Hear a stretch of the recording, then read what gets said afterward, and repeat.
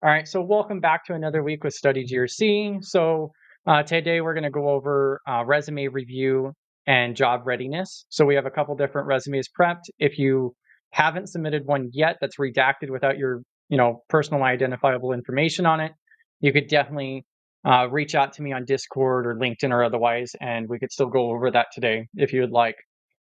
So real quick, we're going to go through and we started doing video segments. So if we have a presentation scheduled, that'd take about the first 25, 30 minutes or so. And then weekly topic review. I'm coming up with topics for the next couple of weeks as well that I'll post in Discord.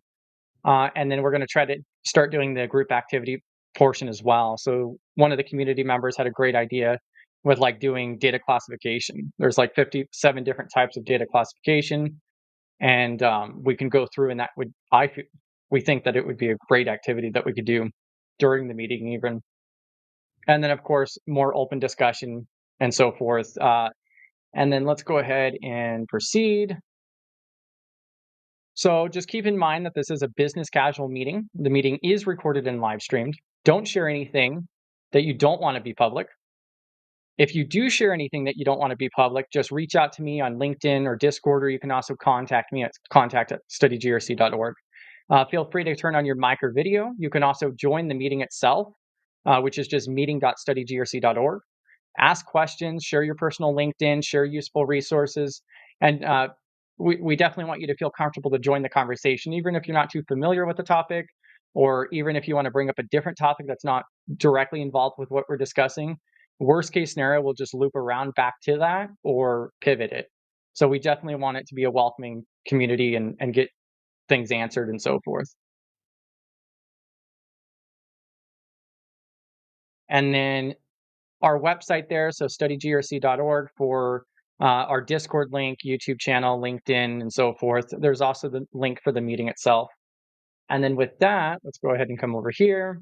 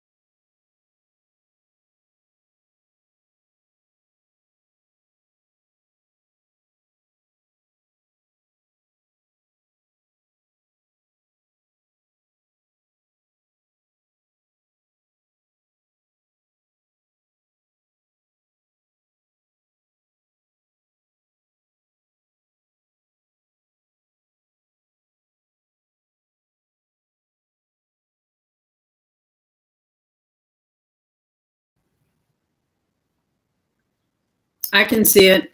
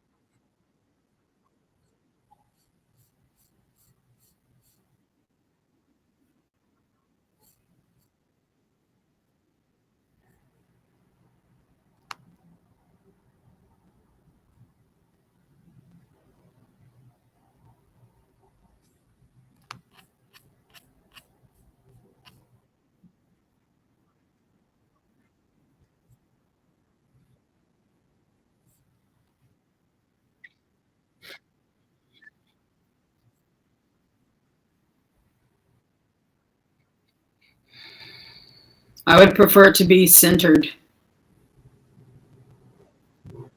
Yep, that. Yeah, you're losing a lot of real estate with the large margins and all the different lines.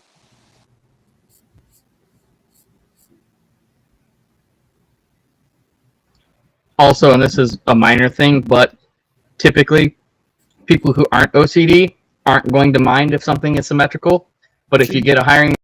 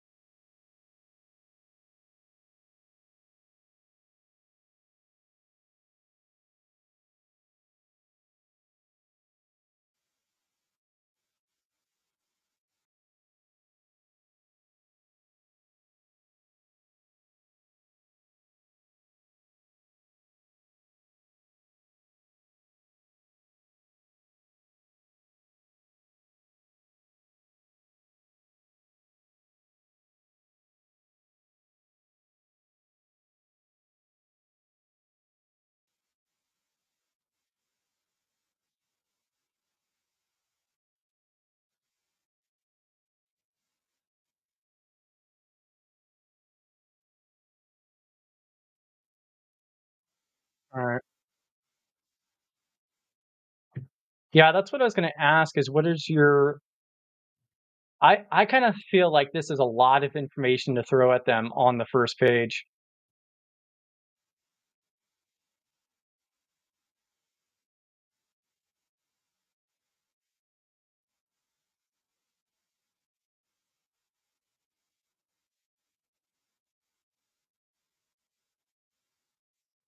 Mhm.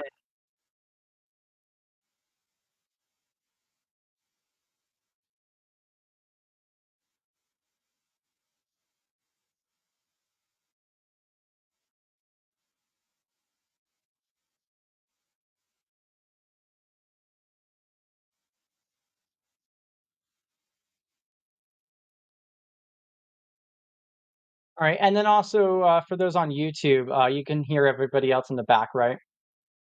Just to confirm. So go ahead and drop that part in chat.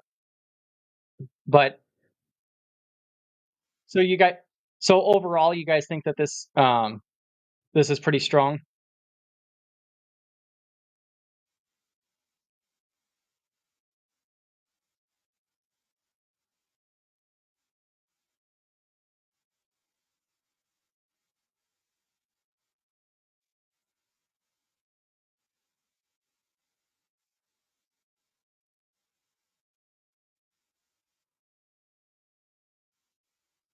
So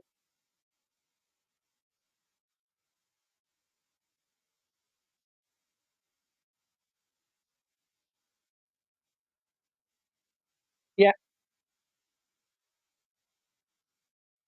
yeah, and one of the biggest things I see here is that like they could go through and mark out like for 500 user accounts or that they did a vulnerability scan on 1,000 devices and or something like that too might work.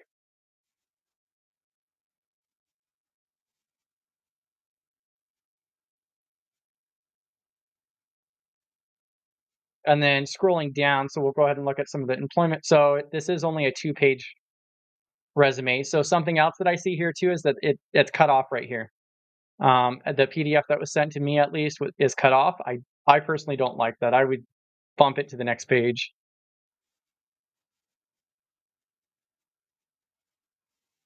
But I do see how they have some of the qualifying, some of the different numbers in here.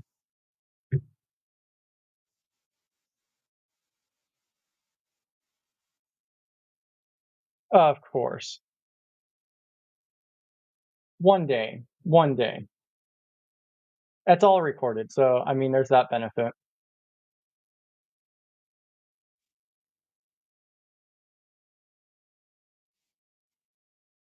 We'll figure it out. What are you guys' so did you guys want to put any input on this part? I think this part is actually pretty strong.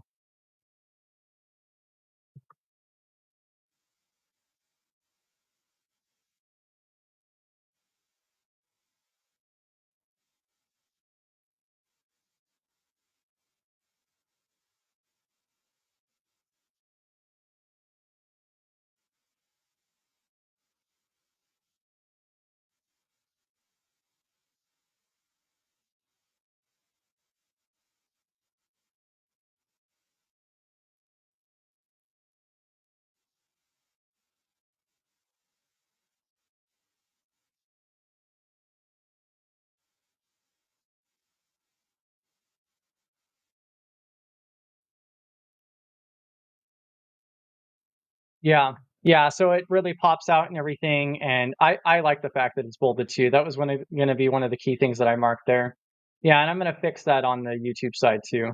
Um, yeah, I think that the resume portion, the experience portion there is really strong. Just looking at some of the information here. Well, I wonder why they put that down there. Uh-huh. The formatting.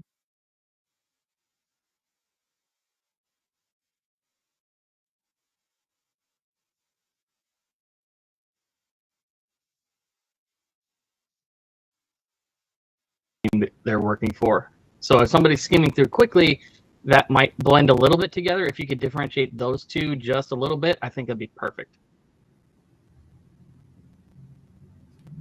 Yeah. All right, I'm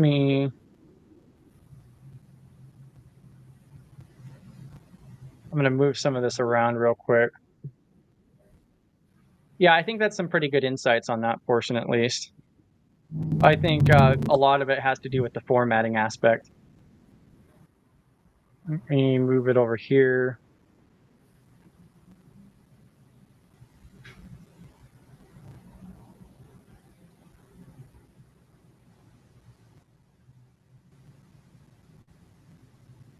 Yeah, so the audio should be going through now. Sweet. Yeah.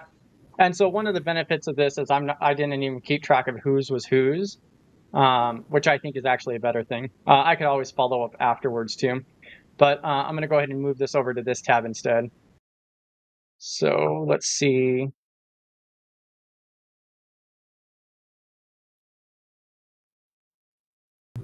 So then this is going to be one of the next ones. So this one definitely pops out right off the bat on what they're looking at. Yeah, and then go ahead and talk amongst yourselves real quick. I got this one up. Let me zoom in a little bit. And then I'm going to get this fixed. Well, that looks like So I this one screwed definitely up. pops out right off the bat on what they're looking at. Yeah, just a little bit. Yeah, I forgot that part. that My can be bad. fixed. Talk amongst yourself real quick. I got this one up. Let me zoom in a little bit. And then I'm going to get this fixed. Well, that looks like I This one definitely pops out right off the bat on what they're looking at. Yeah, just a little bit. Oh, wait. Sorry.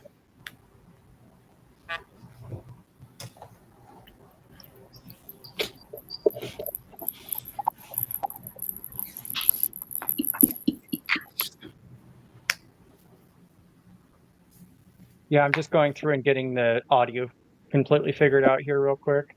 You guys should still be able to see this resume aspect here. So this reminds me of that short with Rania with the 3 different sections. So technical proficiencies, right off the bat there, internal auditor, 14 months specializing in operational technology, 4+ years of medical coding experience, and 10+ years of international teaching and coaching experience. Yeah. And then at the very top, information security analyst, GRC, IT audit. I think you should put management or senior in there at I'm this going to point. put Mafia on there somewhere. We can't see it on YouTube. Yeah, I got to swap that around. Here, let's see. I think the only nitpick I would have is I don't think all the bullet points need to be bold. Yeah, I got to Okay. swap that around. Yeah, unbolding them would help differentiate what you're looking at. Not to like take away from them. It's just they're already bullet points, but it really stops you and your eyes draw to those skills first, which can be good. But I don't think they need the extra emphasis. Maybe on specific skills for that job you're applying for, you could bold specific ones. But it's just kind of an eye stopper, and it pulls you to read the 20 bullet points instead of.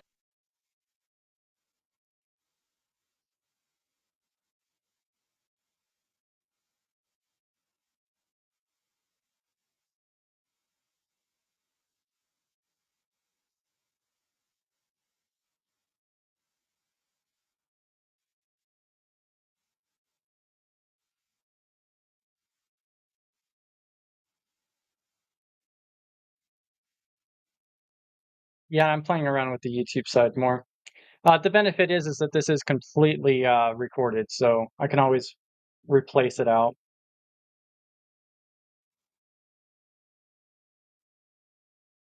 Let me go ahead and scroll down on this section here. So professional experience, I think that's the wrong one. That was the one we just did. Internal auditor, okay. And then security GRC project work. So you got the projects right at the top. Obviously, you're going for GRC. Just in time, develop, concise, tailored.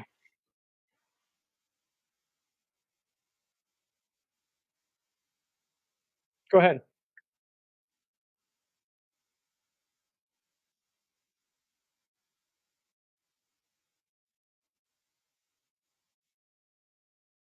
So what's? Oh yeah.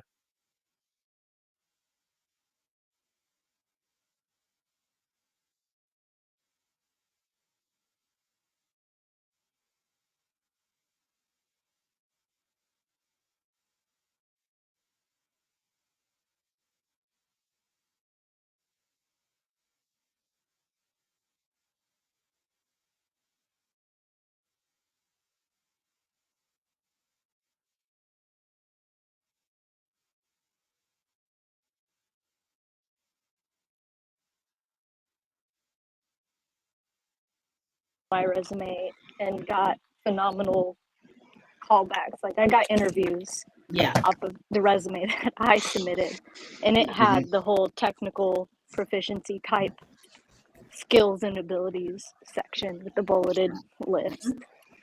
But I also edited the list, so if it wasn't related to the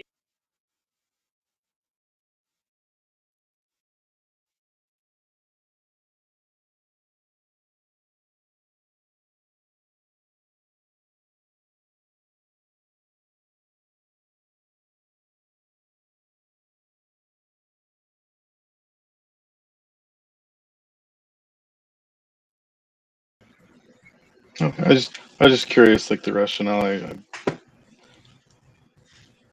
learning. I'm learning. That's cool. So thank you.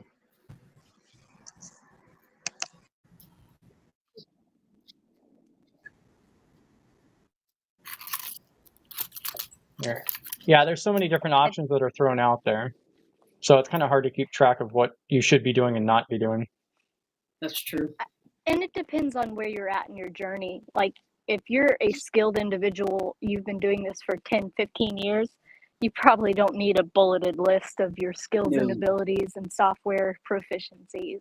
Mm-hmm. But if you're transitioning from something different that's maybe unrelated, I think it can help the hiring manager understand, hey, this person may not have work experience in this field, but for the last, however long they've been studying this stuff, they've been doing certificates, and to put it at the top helps those without that time in industry.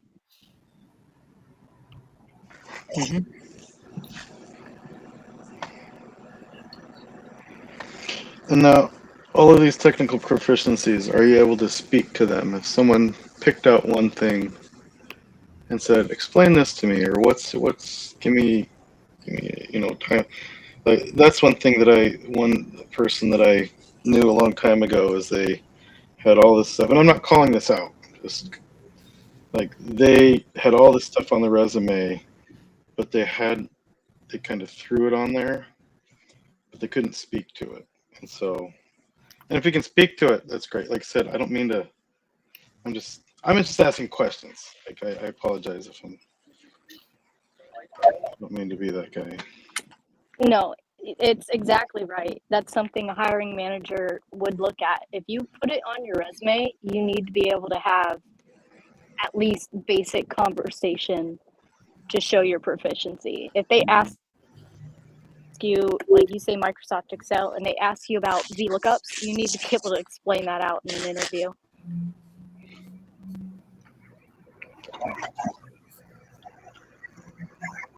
Yeah, okay. So I think I got this part figured out here. Yeah, and so what I was going to scroll down to here for is, so education and credentials is right below that. I mean, I kind of feel like that should be up towards the top too, but you do have all those projects there. That is a lot of education. Okay. Well, I'm a nerd. I didn't know that. So Bravo. Yeah, I would say you can always streamline education if it's not relevant to the job. Just put your highest degree, because in the long run, unless you're applying for a college like you're going into in like an internship, college doesn't typically matter. Or if you're changing into a new industry, those are probably the only two moments that college matters, or if you're in education. So one of the things that kind of sparks out to me here is, why is it sorted? It looks like to me that it's sorted in reverse order. I kind of feel like you should have the bachelor degrees at the top and then work your way down to your associate and postgraduate certificate. Because I didn't do them in order of hierarchy. I did them when I got them, and I got the bachelor degrees first, like 1,000 years ago. Okay. Okay. That makes sense. The most recent are the 2 certificates. Yeah. I need to work on those myself. And I feel like you put those also at the top, not only because those are the last, but then it also more closely aligns to what you're looking for. Hey, now you're thinking. Yeah. Yeah. Also, and this might help. One thing that I've done is separate like degrees and certificates. Have them in separate blocks if you can spare the white space. Well, I did that on my website, but not here. Okay. So Right on. This is fantastic. I like it. if they click on my website, I- they can see that. But I think this one is You pretty can strong. honestly be a little more generic. Like, since your bachelor's degrees don't specifically relate to IT or GRC, right. like your job, you just say Bachelor of Science, and then where you got it, you don't have to put all the details, and you can save space. And I mean, I would, again, if your associate's degrees aren't relevant, you don't need them. You can just put your highest level, because you have work experience now in auditing, and This is your true. education can really fall off your resume at this point. I mean, the That's a good fact that point. like I think that is valid. I think it does depend on the position, because there are some positions that require some bachelor's degree. Yeah. Well, and that's why I was saying keep your bachelor's of science, because that's all they need. They need your bachelor's degree. It doesn't matter what it's in. It can be basket weaving. It can be underwater welding. They just need to see a degree requirement. Cool. Mhm. You don't need to tell them what it is. It's not relevant. They're not going to ask you for your bachelor's degree on hiring. They're just going to ask you, hey, what'd you go to college for? Yeah. Outside of education or internships, or even maybe federal, there's a few other industries that actually care to pull your transcripts or anything like that.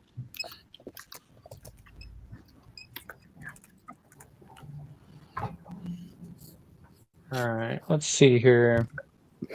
I think it might be helpful to clarify, like, if it's for like government roles, because there's so much detail, and then for folks who have all this like multidisciplinary stuff, you might want to have like keep a resume with everything, and then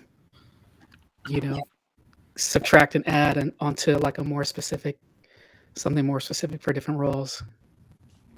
Tailor your resume for Absolutely. each job. Master Yeah. resumes are 100% a thing, Yeah. and you should keep them. Yeah, and tailor to it all. Yeah, and so far, basically, what I've kind of collected here is this section doesn't need to be bolded for the proficiency section. I think we kind of agreed on the majority of the rest here, especially with the GRC project work. And then this could be maybe formatted a little bit different if I'm kind of condensing that down. And then I was just looking over the work experience here, and I mean, I think that's straight to the point.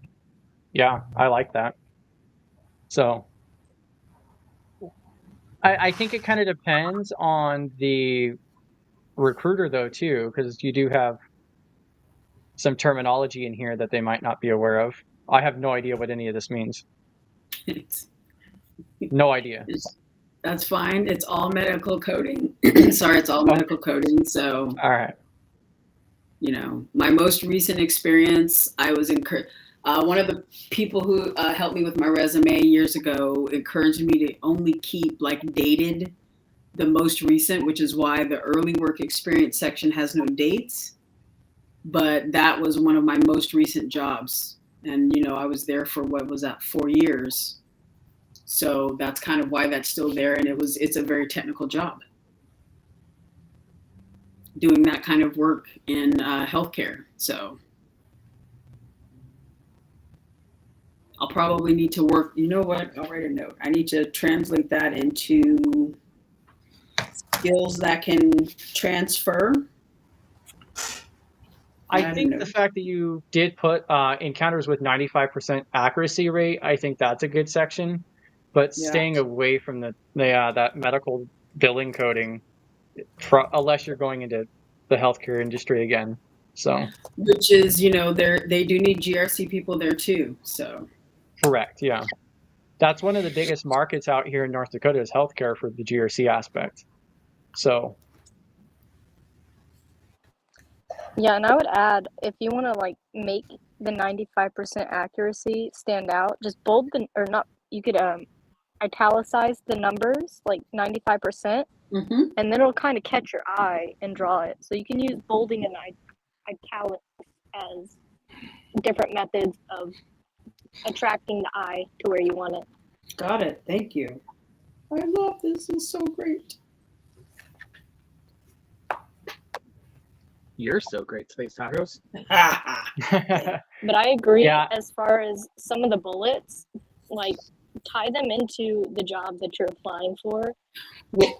And if your early work experience isn't relevant, don't put it. I want to say they only really cared about like the last 6 years of my work experience. Or find a way to tie 3 interviews that I did. Yeah.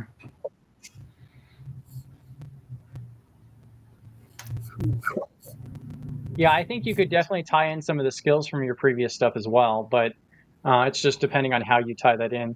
Because I think with all the projects you have up here at the top, I think just listing the last few that you have here, I think that's pretty strong. Okay. Well, and to be fair, this is the master, like we were just talking about, have a specific one for each job. This is my master resume for now. I have about 30 resumes currently in my collection, but they're, it's like 10 or 4 medical coding jobs, 3 or 4 were for my teaching jobs that were both here in America and overseas. So this is my current working master copy of the GRC Mafia resume. Perfect. And with your strong start. Yeah, with your teaching stuff, you can tie into like creating policy and, other things, because as a teacher, you have to make curriculum and you're building all of those documentation, policies, procedures. You're having to, cater to a company, your school, and school districts' policies and procedures.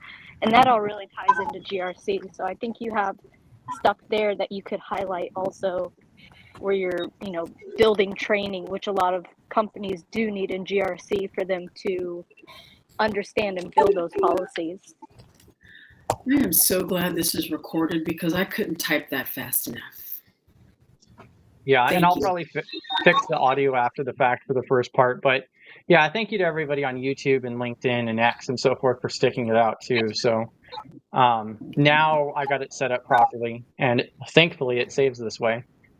But yeah, I'm going to go ahead and move on to the next one here. So this next one I find pretty interesting. Let's see. So, good afternoon, guys. Hey there, Caesar. All right. Hello, Caesar. How you guys doing? I'm hungry. I'm hungry too. I haven't ate nothing all day, coming out of an event. That's why I'm late. Nice. What event? The ISSA event here in Austin. ISSA? Oh yeah, I've heard good things about their events. Yeah, man. Like the speeches. There's like 4. I've been there since 12 this afternoon, and I got out now. Like their guest speakers are on point. Like the director of the cybersecurity of the country was here actually, and it was mind blowing. It's crazy. And then I did a whole bunch of connection with CISOs and the government. So let's see if that works. They couldn't feed you like snacks? Come on. No, yeah, they did. We did have happy hour, chicken wings, all that stuff. But when I'm there, I'm business. I don't like eating, no drinking. Me and my water. I'm straight to business. Like I'm connecting with everybody. Right. Bam. But it was kind of fun. It was fun. Yeah, that sounds awesome. Yeah, definitely getting out there and networking and so forth.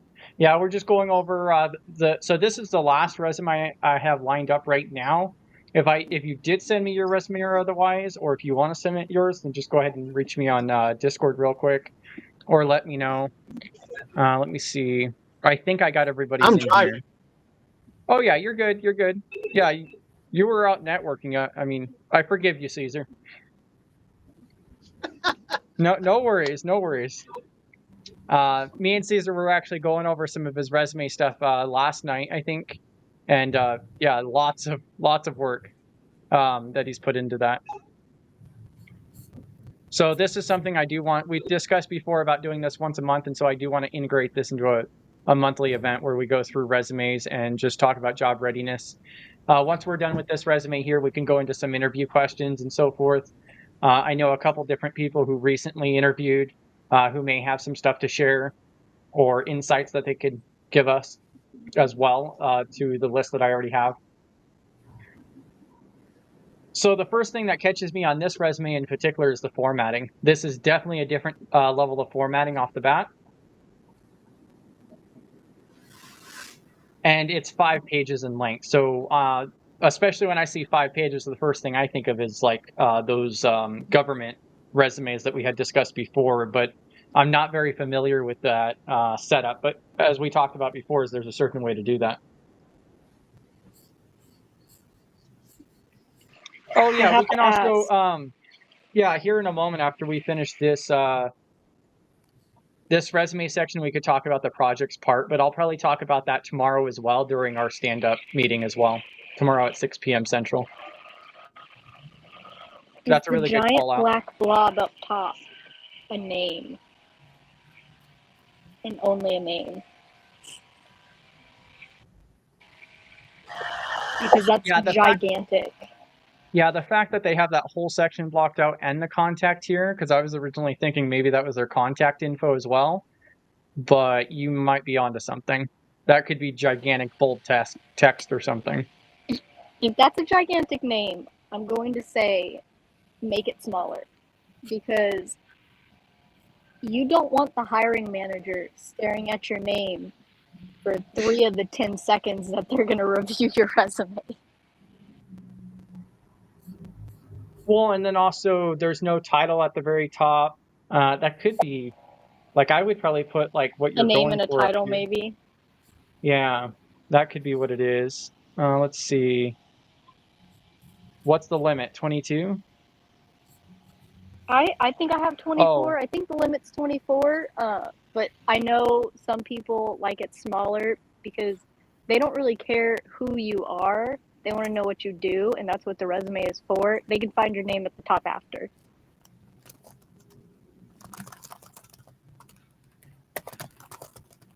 Yeah, I mean, personally, I'm not really a fan of this particular type of formatting.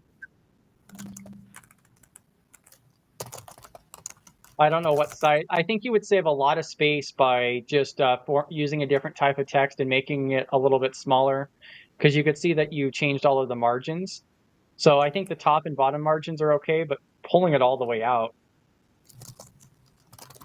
Let's see. I'm not even going to complain about pulling it all the way out because I'm pretty sure mine is.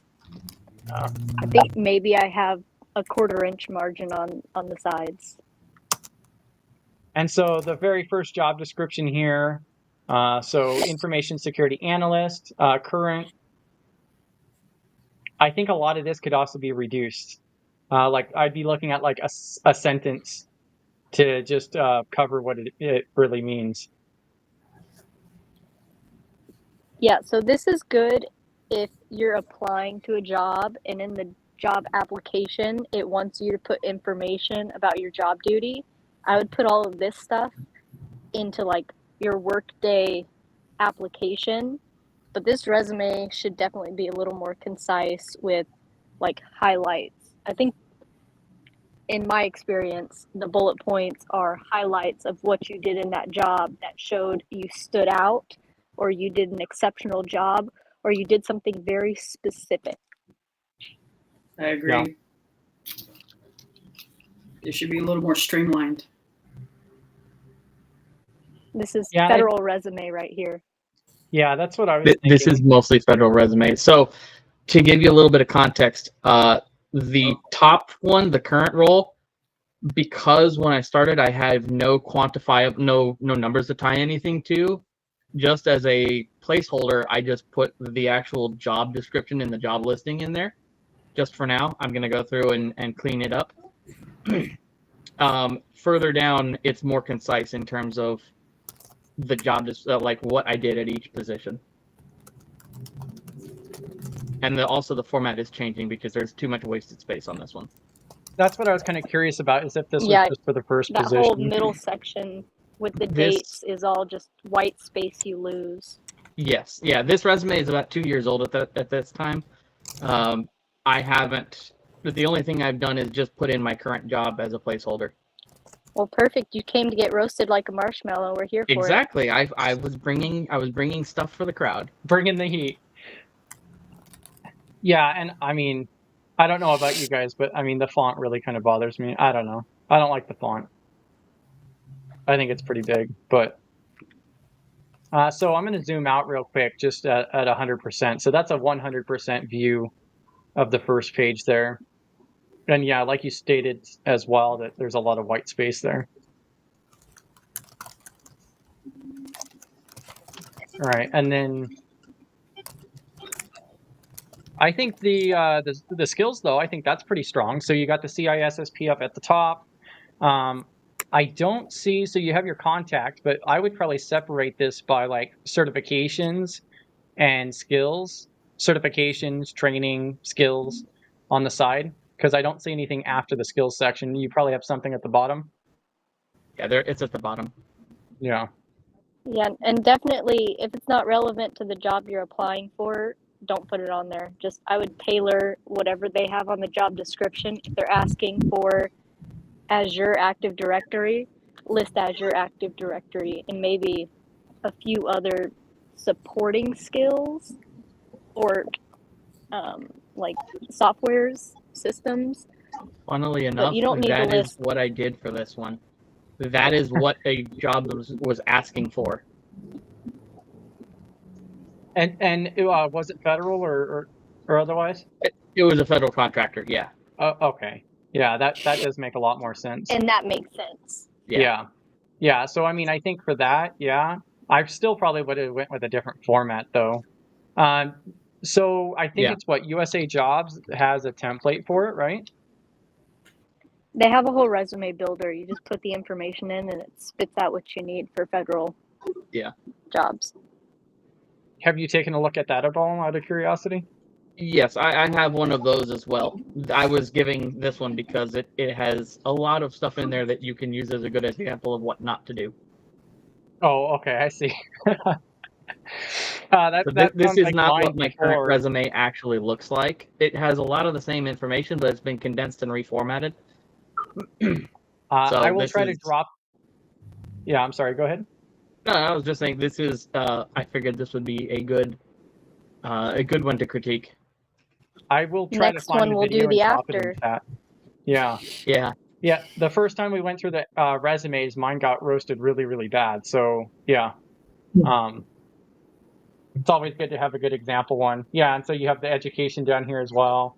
Yeah, and see, that's another thing that is kind of back and forth, is whether or not you should have it at the top. But since you have the experience, I think if you don't have the real world experience, having the degrees and certifications at the top is probably more beneficial.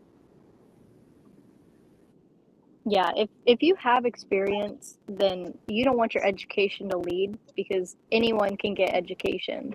You're not really standing out. Right. I would showcase your job experience, professional experience up top, and maybe even home labs before education. And then I'm looking at the certification section now, and so that's the very bottom of this resume. I'm just kind of curious, what have you done for the last year? other than certifications? College coursework as well. A bachelor's in Wow. 6 months, That's impressive. and about to start a master's in 15 days. And had a Get baby. And virtual time. Nice. It's been a busy year. Yeah, very, very nice work. Yeah, looking at the dates on this, yeah, very, very good job. That list is kind of cheating a little bit because 1, 2, 3 of those are stackables. So Yeah. I didn't actually test for 3 of them. It's just I got it as a combination of the others. Yeah. And that list is also missing quite a bit too. It doesn't have my pen test, my CISA plus, stuff like that. Yeah, massive cheater. Yeah, Space yeah, list. exactly. Space I Top would is cheater. definitely say with that many certifications, you could condense it if you haven't already. I would take the dates off. They're irrelevant in the grand scheme of things. And maybe just have a column of CompTIA certifications, maybe list CompTIA and then put Sec plus, Net plus, A plus, and put them all there in like a 3-column format. And Right. maybe move over to things that are cybersecurity focused and then, or computer focused, like kind of categorize them into a 3-column format. But Yep. I would say take off the CompTIA off every single one because most of the industry certifications are pretty recognizable and they know it's a CompTIA. It's kind of dumbing it down a little too much. I don't know. Yeah, I think for a federal yes and resume, no. I think. Yeah, You remember, you also got to get your resume past HR first. I would really like to see your updated one because I think this is a good example to roast. I think this would still pass a little bit on the federal end, but yeah. I appreciate that you have Dungeon Master on there though. It, especially in cybersecurity, it helps massively when you can say, hey, look, I have been doing tabletop for the last 20 years. I can run yours. Yeah. Also, this is the resume that got me hired at my current position as an InfoSec analyst, as it sits right now. I messed And up I when I know- did the application, and I put this one. Yeah, and leveraging leadership. I've seen other people post similar things to that as well. There is some playover. So yeah, I mean, I don't think it's a negative per se. If it was just like video gaming stuff like that, absolutely I wouldn't put it. But specifically as a DM, that helps it. Yeah, in a leadership form or strategic, maybe it does. It does depend, but yeah, no, I understand. I do look forward to your latest update here, though. Yeah, I'll definitely Yeah. throw it in later on. I got to hop here in a little bit for WoW Raid, but I'll definitely give you guys the update later on. Oh yeah, no, Yeah, I I would appreciate definitely it. say I can see how this got you a job. You got great information on it, but times change so quickly with resumes that you have to, like how you said, this is dated. You have to stay on top of it because how HR does things depends on the person in HR, and they don't, they might not want to read 100 5-page resumes.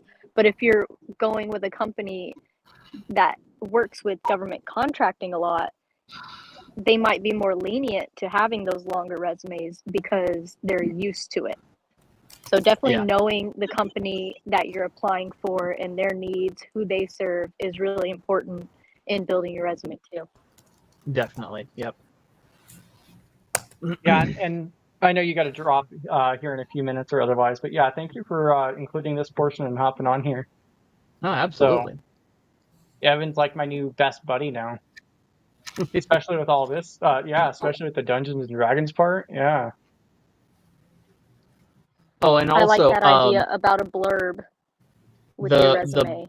The big black box on the top left, that is first last name, and then underneath it says information security analyst. Okay, that makes me feel a little bit better. That's it's not all a just name here's my name, it's still guys. a big section. It is, yeah. Yeah. Well, that's good. Yeah, and then I did see your message there, Ruckus. So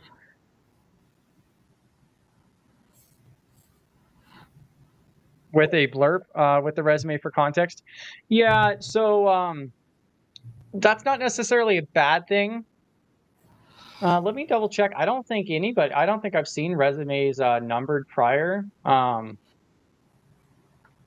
think if you had, I mean, like I've noticed like maybe 10 or 15 page federal resumes before that I would probably number, but I think 3 to 5 pages, maybe not.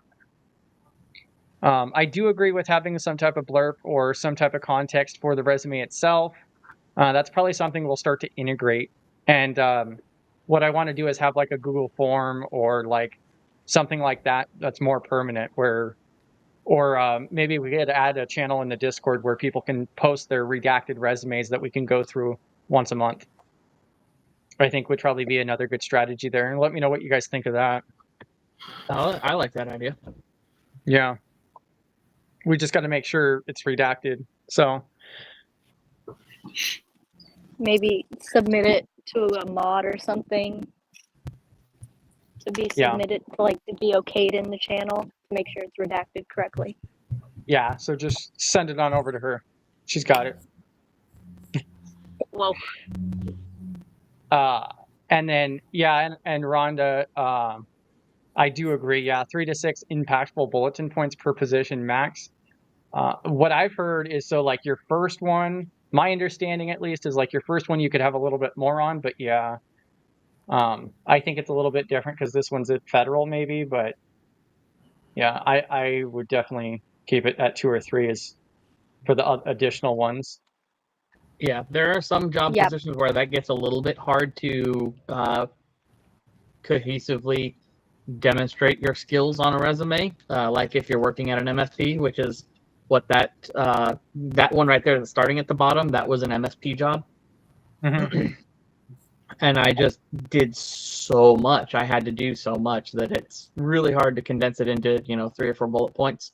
But yeah, once you start getting over 6, it really starts to get harder to read.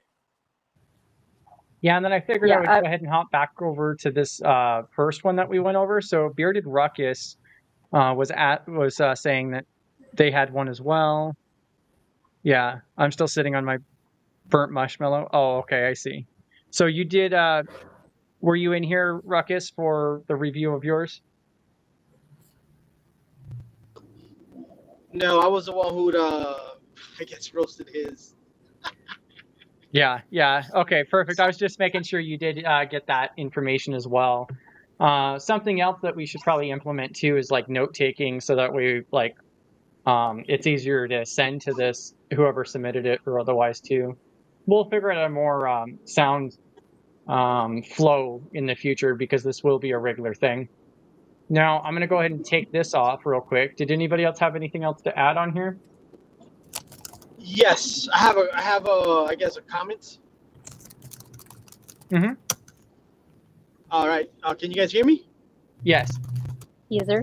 All right. So yes. So basically, I was told, and I'm doing that as well. Use AI. Choose 5 jobs that you guys want. 5 jobs. Of those 5 jobs, you're gonna ask them, what are your gaps? So you're gonna ask them, what are my gaps using this resume? And give me the main keywords of all these jobs. So basically, so you can go over the ATS or whatever AI system that HR uses, whatever main keywords that you get for all 5 jobs, you want to have them in your resume at least 5 times. That's what you basically want to have your resume.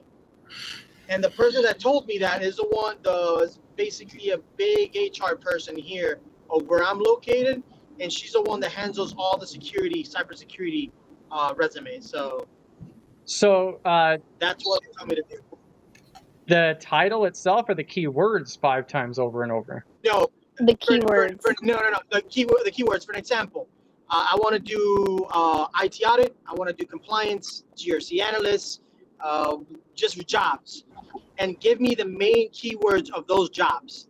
ChatGPT or whatever AI system you guys use is going to give you, okay, for these 5 jobs, these are the main keywords. And the keywords that those job has, all those keywords are going to be common. You want to have those keywords that the system gave you 5 times, at least 5 times in your resume, scattered all over around. And that's going to get you to an interview, because that means that you pass the AI system that HR uses. So when he's saying keywords, it's probably like your action verbs. You know, maybe there's something in common with IT analyst and GRC analyst where they analyze data. That analyze would be a keyword, and you want to show throughout your resume that you know how to do analysis. So in your maybe in your skill section, put analytics or data analytics. You did that, and then in your bullet points, you want to say analyze data of such and such databases, analyze workflows, and that's how you tie those keywords in. They don't have to be exactly the same thing, but you need those verbs, the common verbs, action verbs from those jobs to show that you have that experience or you can implement a similar experience. Yeah, I kind of sort of agree with that to an extent. I think you just have to be careful with that, in my opinion. Like maybe, pick a couple of those, top keywords or something, but I would find it hard to believe it, to be able to implement that, for more than maybe 3 or 4 keywords, if that. That's kind of what I'm thinking with that aspect. And I think it goes back to being relevant to your job description that you're applying for. Because just because you get 5 different jobs, you can't think every company is going to have the same requirements for a GRC analyst. They might be different. So definitely always tailor. But that's the great thing about a master resume is you get a lot of those bullets that you can pull. Oh, I like this one. It has the keyword. Pull it over to your tailored resume. And you don't have to delete it from your master resume. You have that as something you can go and pull data from.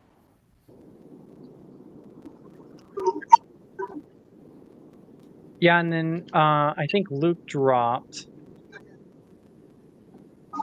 So here in a second, I'm going to pull up some of the interview questions. So for those of you who have had interviews recently or want to include anything, is there any particular questions or insights or anything like that you guys want to throw out there? I'm going to pull up interview questions here in a moment.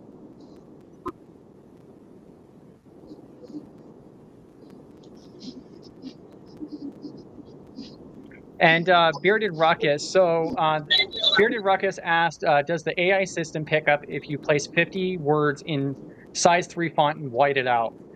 So that's like with the ATS systems and so forth. I've heard that really actually has a negative impact, and they could still see that. Yeah, they actually specifically scan for that nowadays, and a lot of times that's a quick trip into the no pile immediately. That's my understanding as well.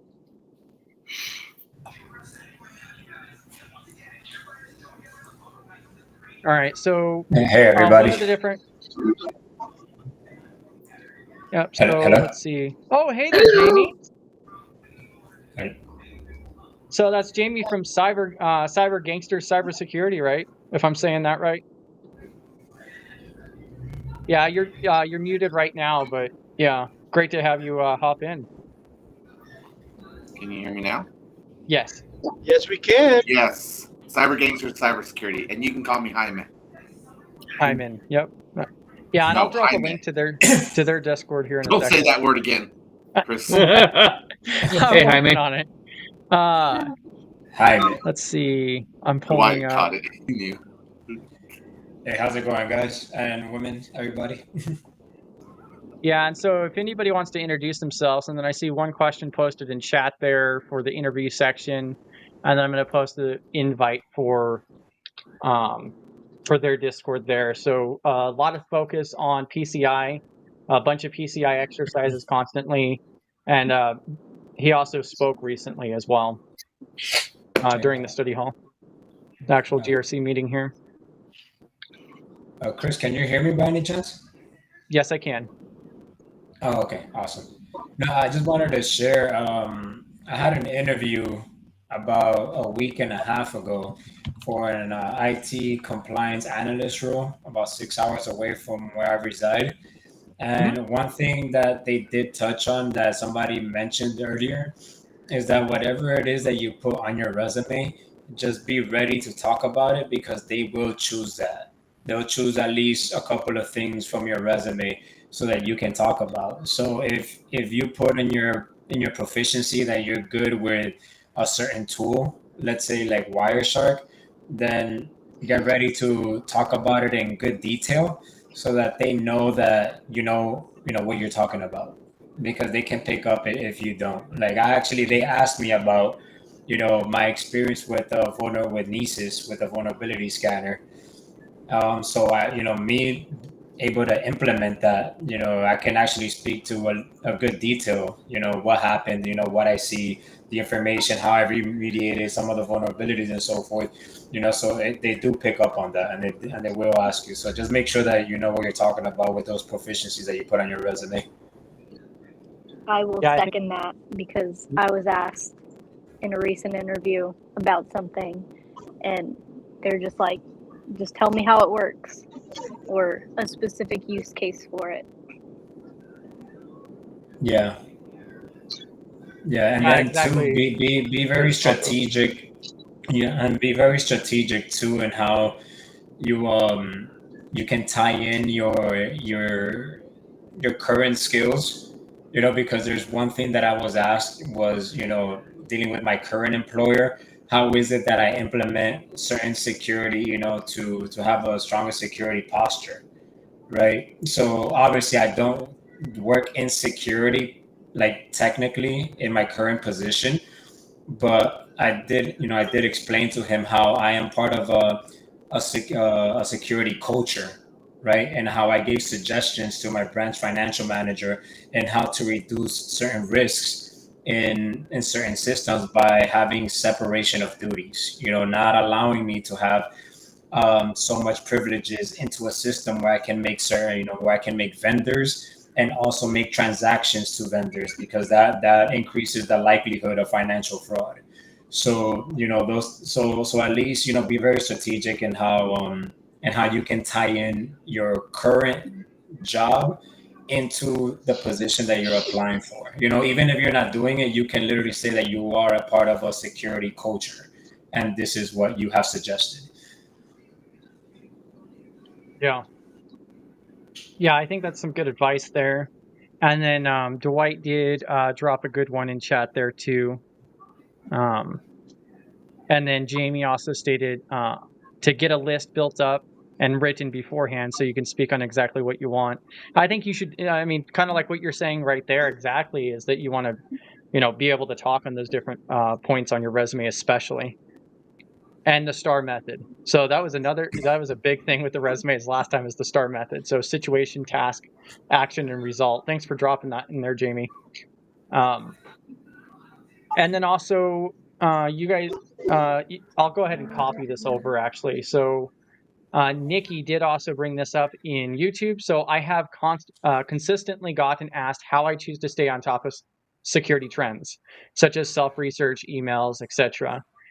I think that's a pretty common one. How do you stay, up to date with so forth? And it looks like they're stating that they use like IT Brew, SANS, Google, CompTIA, talking to peers, groups such as this, and so forth.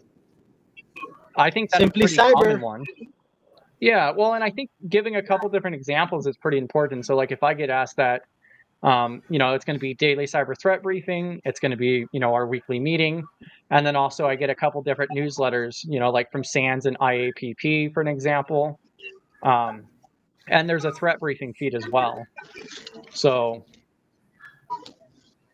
I don't know about your guys' experience. Yeah, I feel like that's a pretty common question that comes up. Yeah, especially if you put if your job has any type of programming, it can be a common question for programming language also. Like, how do you find help for programming? What do you use to stay current with updates? And I was definitely asked that in the role that I took here at my current job. Yeah, and it looks like somebody else, so TXB6BY on YouTube also stated Texas DPS, Department of Public Safety, just had a data breach.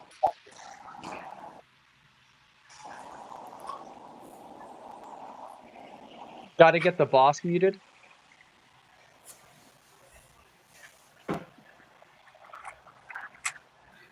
Oh, Caesar's got lots of background noise.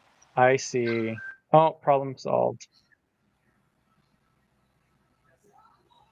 Yeah, thanks for the call out. Yeah, that's kind of disappointing. The Department of Public Safety got hit apparently in Texas, so yeah. So are we in Let's a see. specific section in the meet, Chris? I know I came in late, and sorry about that, but just curious. Oh, you're good.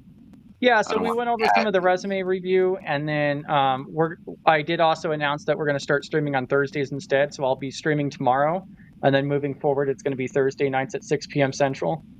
And then now we're just kind of moving into like job readiness discussions and like interview questions, but it's really open discussion.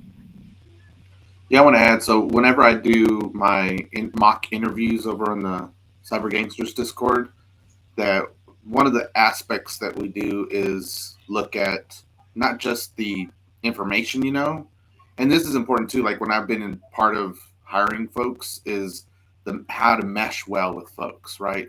So you can't discredit or dismiss that it's not also about what you know, but how you come across to the hire, if it's the hiring manager or a team, if you're in your second or third round interviews, is that they're just as much also looking for, does the personality go well with the group? Do they interact with us, on a good level? And so your soft skills are also, they may not be as important, but it's kind of one of those situations where like your soft skills in the first 2 minutes are going to be pretty prevalent. And those first 2 minutes in your personality, if they're not shining in those first 2 minutes, it can really show for the rest of the interview. So do you feel like that's any position that you get interviewed for, or just senior roles? I would say any, honestly. Well, so I toss it up kind of 50-50 on those entry level roles, but on most roles past the entry level, I'll say it's heavy. Like it's one of those, like I say, in those first 2 minutes, it's probably like 80% determining factor at the beginning, and then it tapers off, but that beginning still lingers throughout the entirety of the interview. Yeah, the reason I ask is because, I completely agree with you. I've actually, a lot of the positions that have multiple phases, which it seems like is becoming more popular, is also, they'll actually have like maybe on the second stage, you go through the initial recruiter, and then the next one you're meeting with the actual team, and they're going to give a yay or nay, like, oh yeah, we could see ourselves working with this person. Mm-hmm. So that's kind of like my outlook on that part. I agree with you. Yep. But if you but if you make that good impression in that first meeting, then your introduction and your hype up will be a little bit more when it comes to the team meeting, and so you definitely still have to carry that same energy. Yeah, for my interviews, I did a questionnaire. I submitted like 10 questions of job duties, like what they wanted me to be able to understand. They wanted me to explain out, without interviewing me, my experience with like Python specifically. They asked me, how do I know, what programming languages do I know, and how have I used them? And so my first round was essentially just a questionnaire and a call with the recruiter. The second round interview was with the team, and I think being personable, showing your soft skills when you're interviewing with the people you're going to work with on a daily basis, and the hiring manager was there, is really important, because they don't want to work with someone they're not going to like.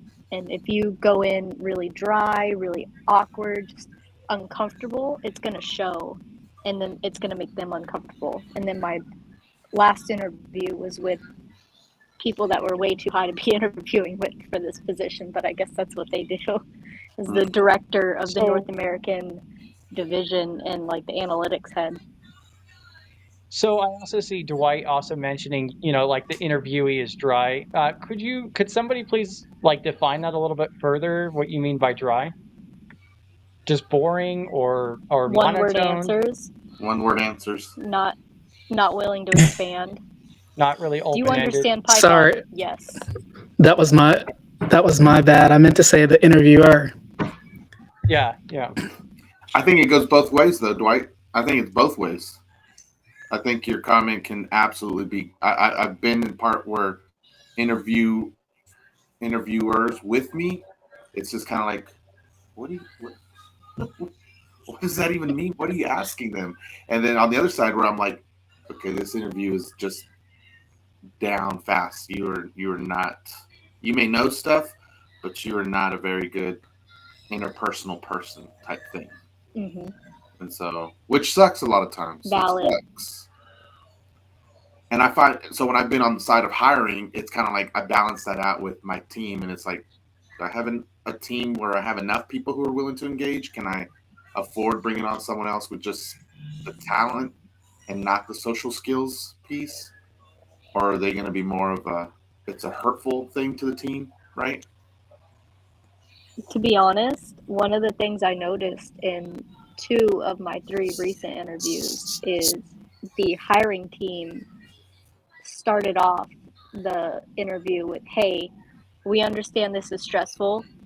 Just take a second to relax, and it's uncomfortable for all of us, but we're here to see if you can do this job or if you can learn to do this job, and let's just make a time out of it." I think my interview with the company I hired onto took the entire hour of our allotted time. Do you guys ever feel like on that is, do you feel like when you go over the allotted time that's a positive thing? I look at it as I think it depends on the context. I think Yeah. if they like have higher energy and so forth, I think it's a positive. But it's also possible that they're like just so bored that they just slowed it down. Maybe they're having a long day, or they're trying to kill the last couple hours of their day or something.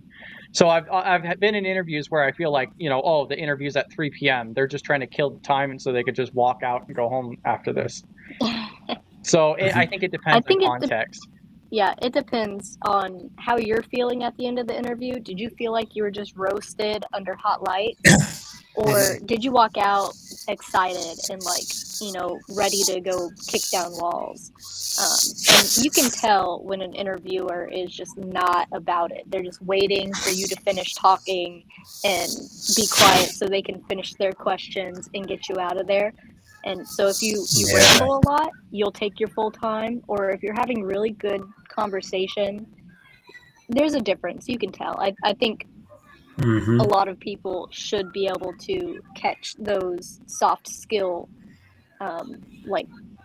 hints in the conversation and body language. And if not, you need to brush up on soft skills and body language. Has anyone ever been in a situation where you just know the interview is not going well whatsoever, and then you when I interviewed with Boeing last 3 weeks ago? Did you call it out though? I did, kind of, but I didn't want to be rude because there's a difference between being rude and just not wasting time. I think my interview with Boeing went maybe half of the allotted time, and obviously they're having troubles with money and manning and all the strikes. But it just seemed like I wasn't what they wanted in that role, or they already knew they weren't going to hire someone for the role. Mm-hmm. And by the 35-minute mark, I was like, all right, well, I don't really have any more questions. Thank you so much for your time. Yeah. And just tried to be concise with all my answers and just finish what they needed to finish. But I didn't, I didn't try to be rude about it. Mm-hmm.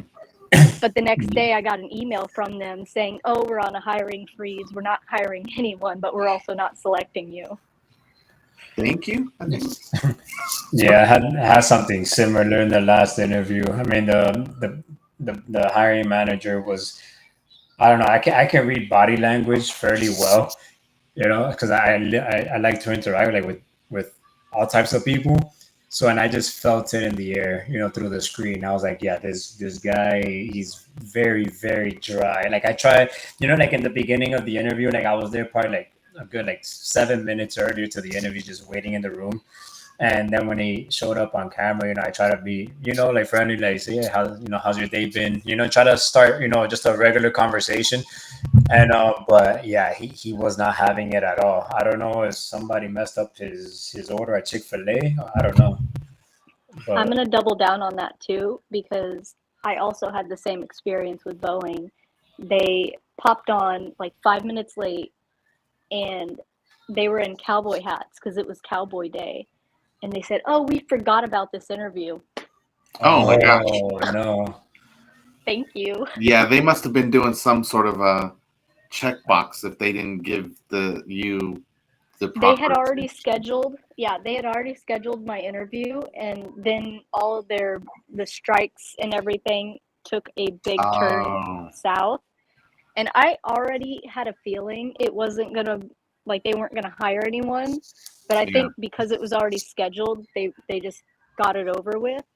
But I also replied back to the hiring manager when she sent me the dismissive email, and I was like, "It's okay, don't worry, I already got another job. But maybe sometime later when y'all are more stable, I'll apply again." Oh man. Brutal. Yeah. Have you ever? Is it okay if I'm asking a couple questions? Sometimes I can. Yeah, you're good. It's just I was somebody going to stop. give an example of one of mine. So, like, Go for it. one of the only negative interview aspects I would say is it just wasn't a job match. They didn't put enough information on the job description itself. It was a SOC role, and then which is probably why they didn't put all the information on there. But I got on the phone with them, started conducting the interview, all the basic questions at first, probably maybe 2 or 3 minutes into it.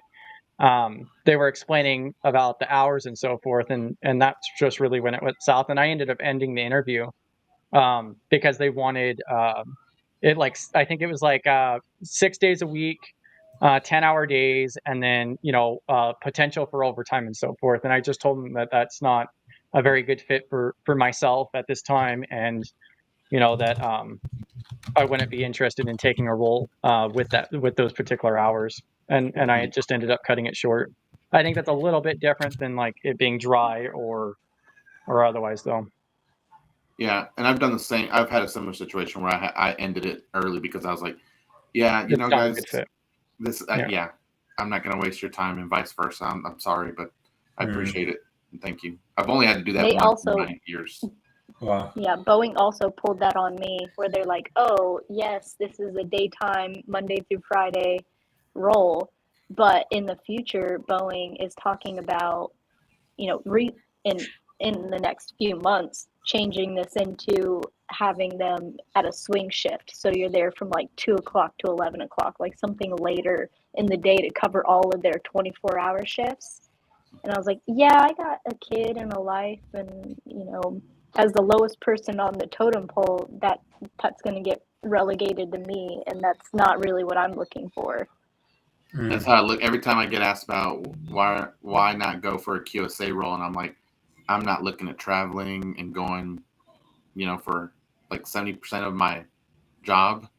I'm not looking to travel for that time. So I'm okay not doing that.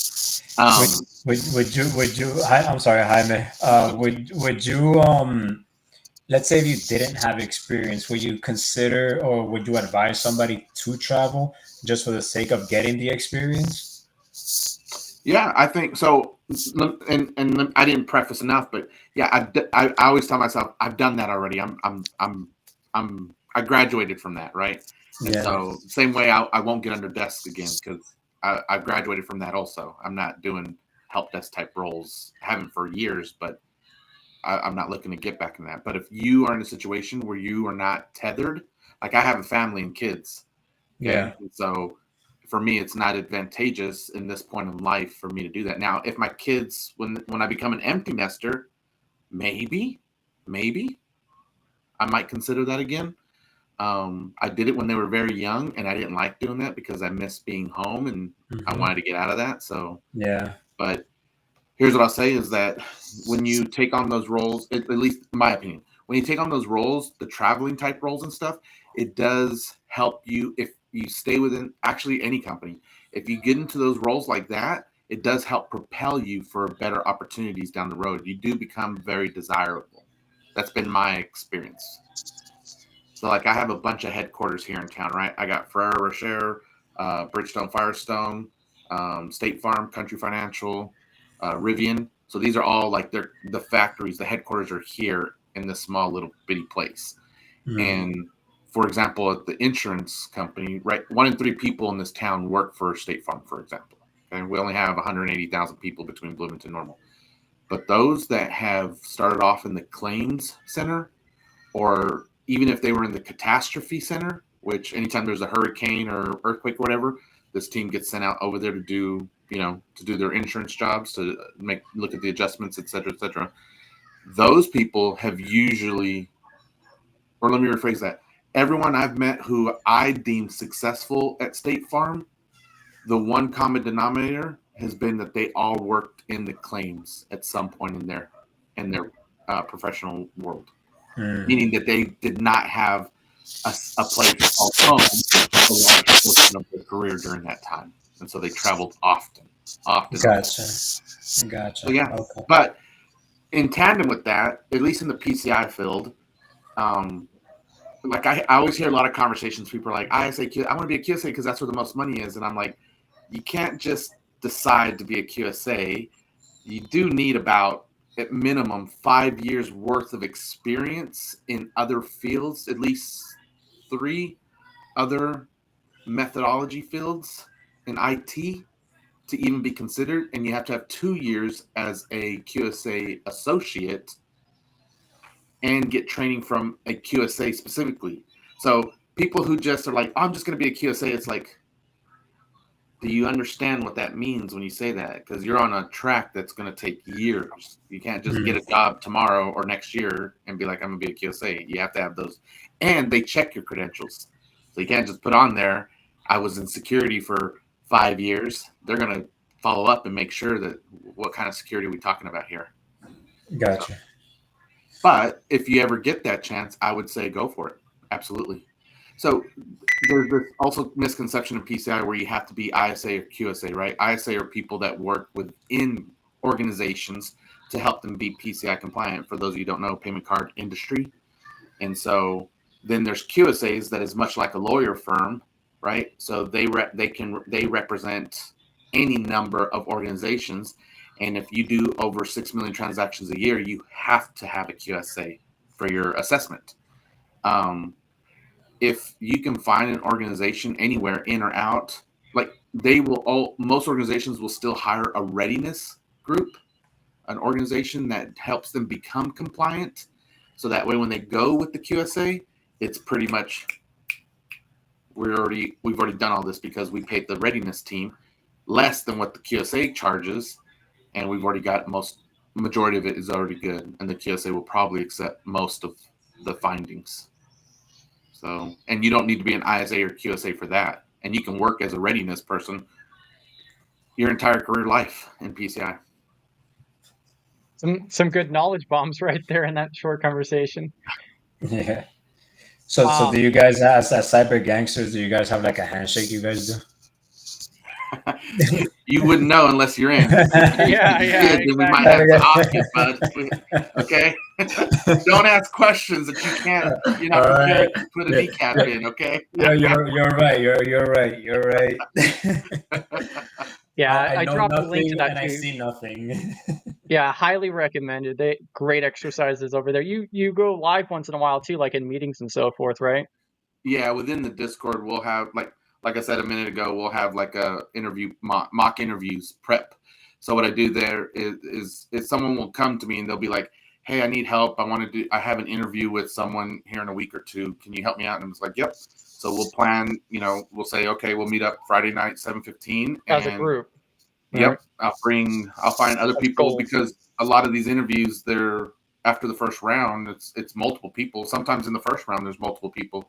So we bring other people in so that you can get a nice gamut of the interview. So you might get someone who's going to be very technical based, and they'll ask you very technical questions about PCI and things. And you might get someone who's very like your personality, so how well you mesh. So they'll ask questions that are geared towards that. And then someone who's just well-rounded and wants to see how you process information and if that type of processing will work well for the team or not.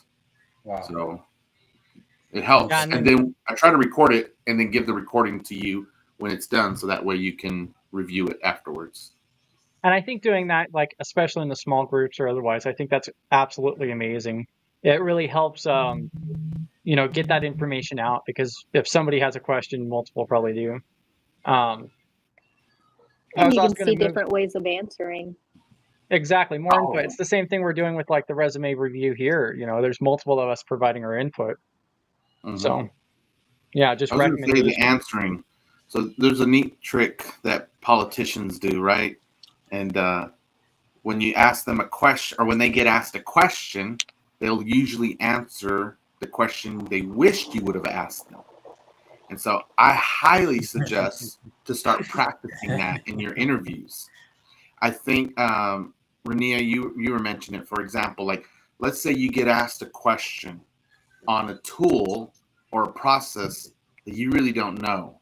You may be good in 90% of the rest of the job, but there's that one piece and it's like, oh my gosh, they asked me that one question. And so for me, like I've gone through that, and I remember when I used to stress about it. I don't stress anymore, because I'm like, I'm just going to do what the politicians do, and it helps me out. So, they might ask me about, I'll just say Splunk, for example.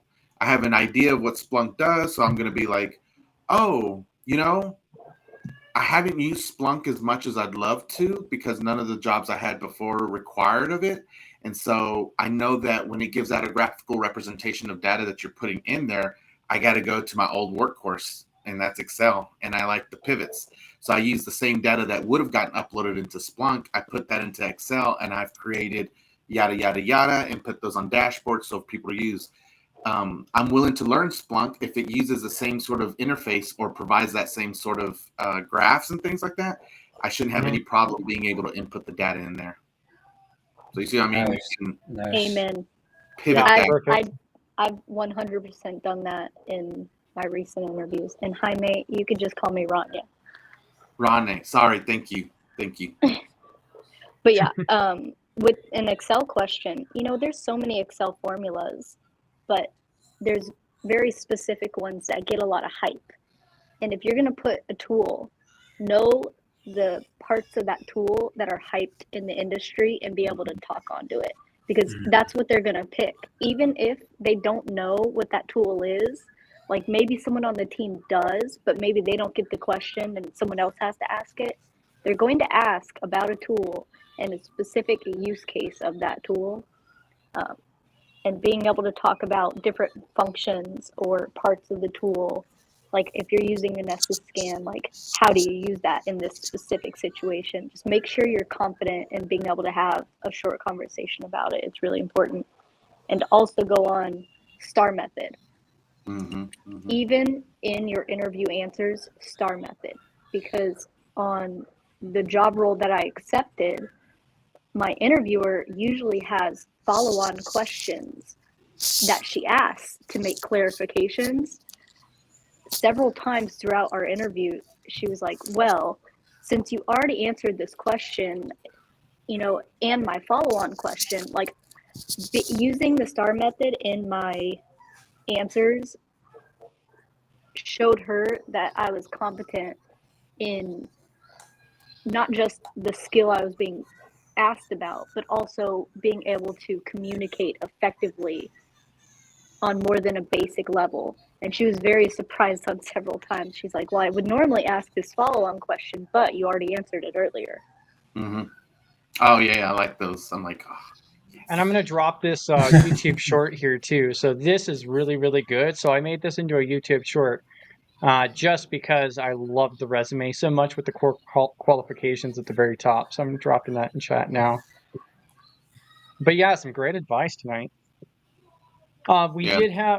did also have Larry say in chat here that he interviewed with the NSA for an info security position. It wasn't the kind of info security he was thinking of. And needless to say, the interview was very awkward and he was not hired. And I did tell him that that's exactly what a Men in Black would say as well. Oh. Yeah, I'm pretty sure you're not allowed to talk about the interview in the first place, much less. That Yeah, was sharp, Chris. I think every single one of them are supposed to say that exact phrase. I was not hired. Oh. But yeah, that's kind of unfortunate. But I mean, yeah, it's not for everybody. I think that's one reason why, like, the NSA is doing their podcast that it doesn't exist. What was it called again? Let me pull it up. So the NSA did start a new podcast. It's called No Such Podcast. So I'll go ahead and drop that in chat real quick too. It's kind of interesting that it even exists, but you know.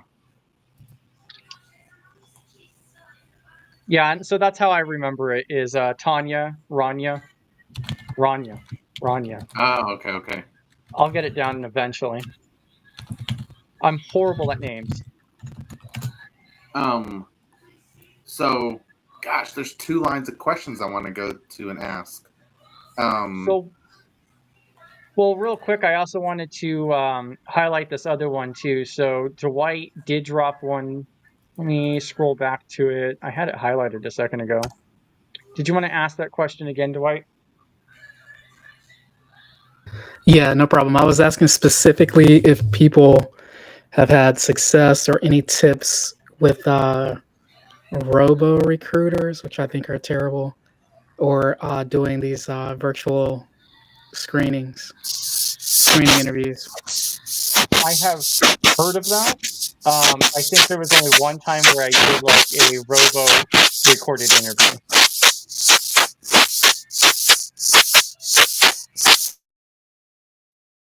Yeah, so I think there was only one time that I went through and had the Robo recorded interview, and it was very, very introductory. So like it was just some of the basic questions. I think it was really just to get through the pile. I didn't have a negative experience with it, but I have heard some people like they're getting quite a few of those. And like I've heard of those like robocalls being, 10, 15 minutes in length before. Mine was actually done on a website where I just clicked on a link and it was a website where it recorded audio and video.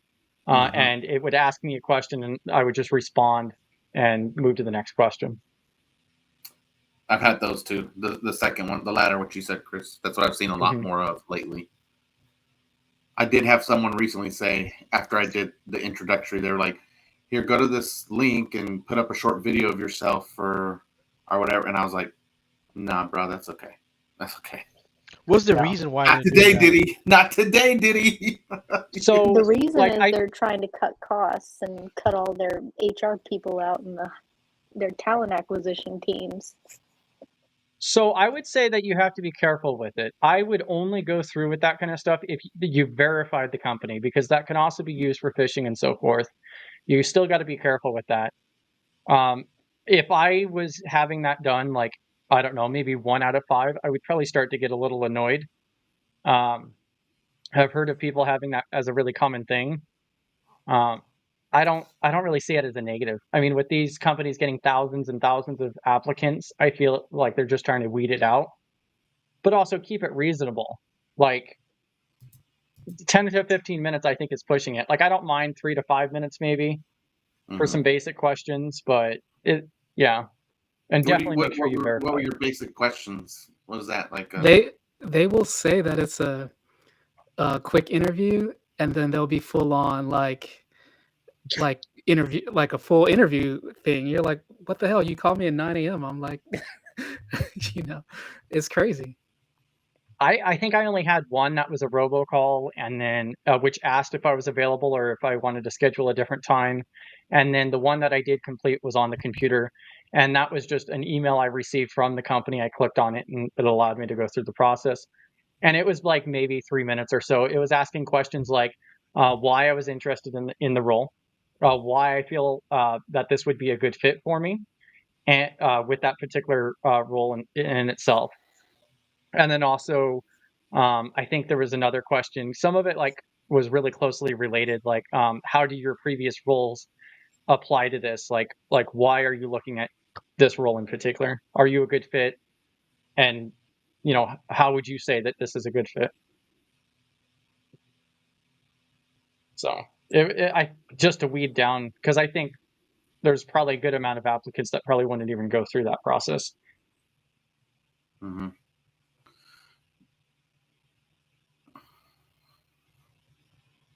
You're a little on edge with it. Not on your response. No, I'm trying to figure out which With road I Robo. want to go down next. Yeah. So I have two potential. I'll ask both, and then whoever wants to answer can be like, okay, that was a popular one. So, what is your interaction and thoughts with using or addressing AI when it comes to your interview for your job?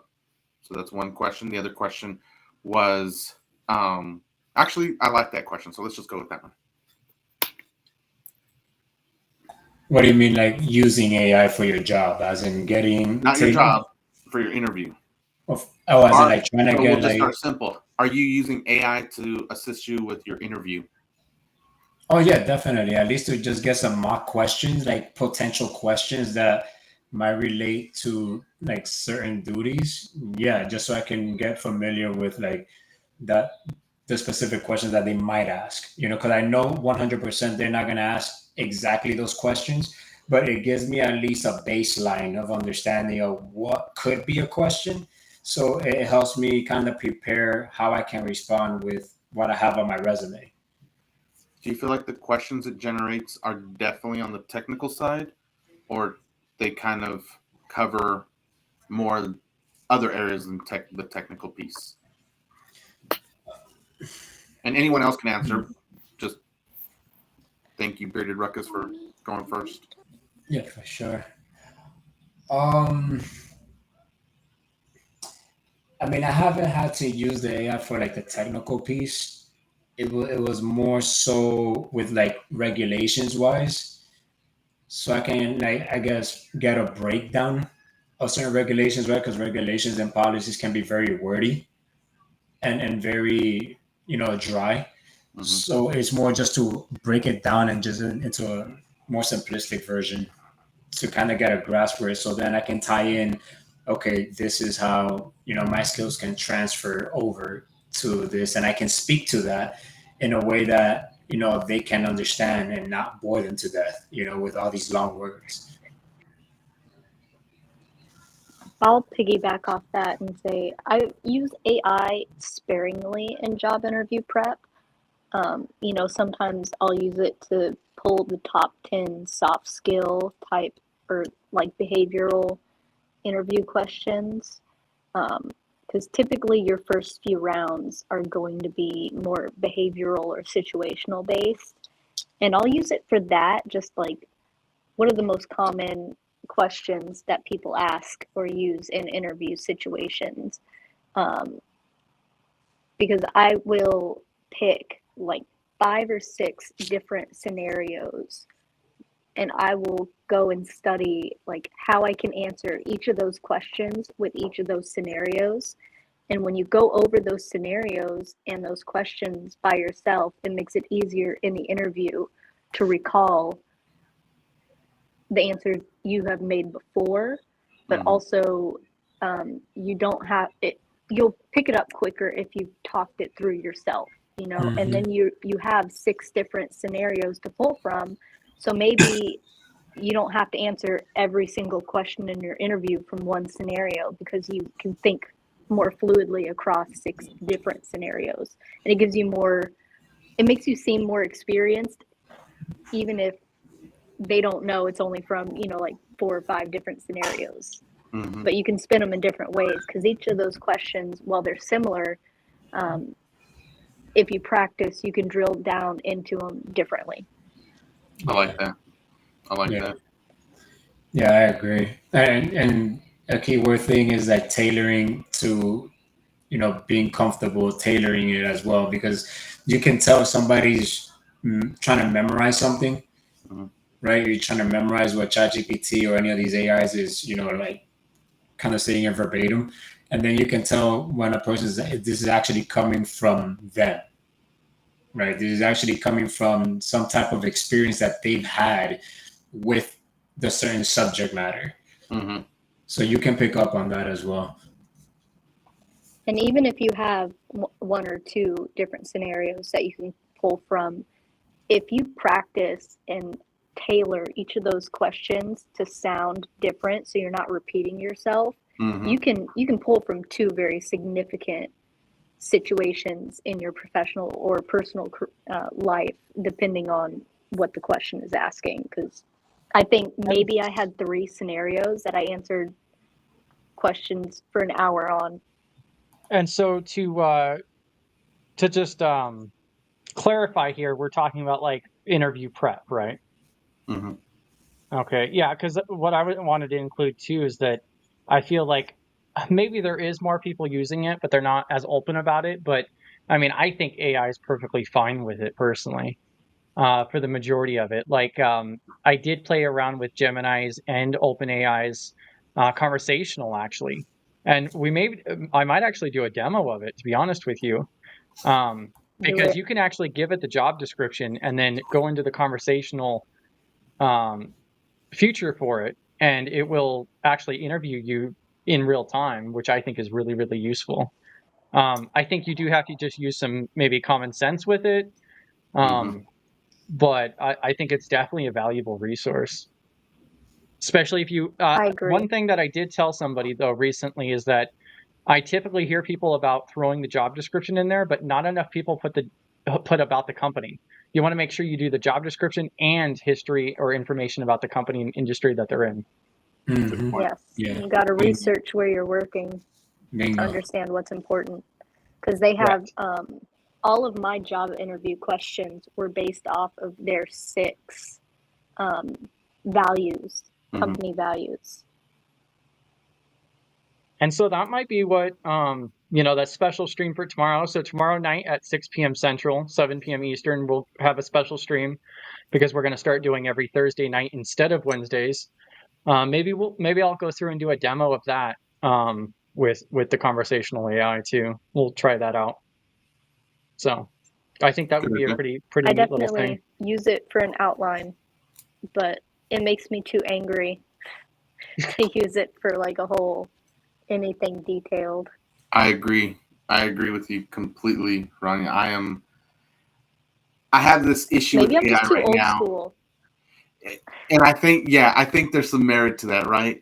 I am usually quick at adopting new things, but AI is one of those things where I am like, I feel like this is a little bit dangerous. A lot of it, actually. I'll be honest. I feel like it's a lot of it dangerous. And I've used the AI to test its knowledge on PCI, and it always fails me.